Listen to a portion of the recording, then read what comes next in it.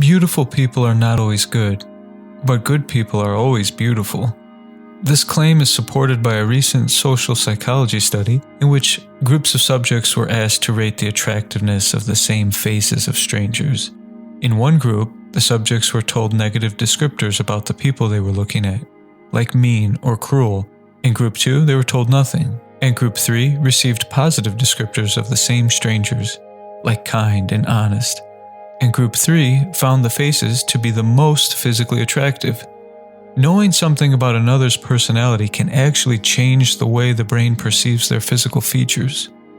According to evolutionary theory, our assessment of the fitness value of a potential partner is a hybrid of physical and non-physical characteristics. In another study, teen subjects were asked to perform 6 random acts of kindness per week for 1 month. And it was found that this largely mitigated many of the symptoms associated with social anxiety and school avoidance. Science also suggests that kindness forms a virtuous feedback loop. Kindness generates happiness, and happiness motivates people to be kind. But there is a catch. Intention matters. It does not work if you do something kind for others for the sake of becoming happy or simply gaining something in return.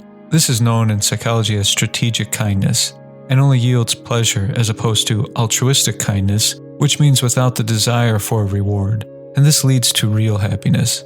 fMRI studies reveal that separate regions of the brain are actually activated for each kind of kind, putting the true back in altruism. I like to reflect on the meaning of kindness in the historical gardens of the once famous American plant scientist Luther Burbank, who created more than 900 varieties of plants in his experimental gardens in Santa Rosa, California in the late 19th and early 20th century. There he also maintained a garden of the first spineless cacti, which you can still visit today. Legend has it that Luther talked to his plants, including the cacti, and he would say things like, "I love you. I'm here to take care of you and protect you." And supposedly after a number of years, he noticed that the needles were starting to drop from the cacti. So he intensified his communication to them, and he would tell them, "You don't need your needles. I'll take care of you. I love you." And slowly, all the needles eventually fell.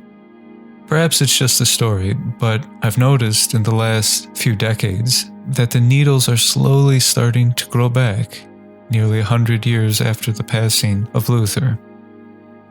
Either way, we know that talking positively to plants can yield positive results.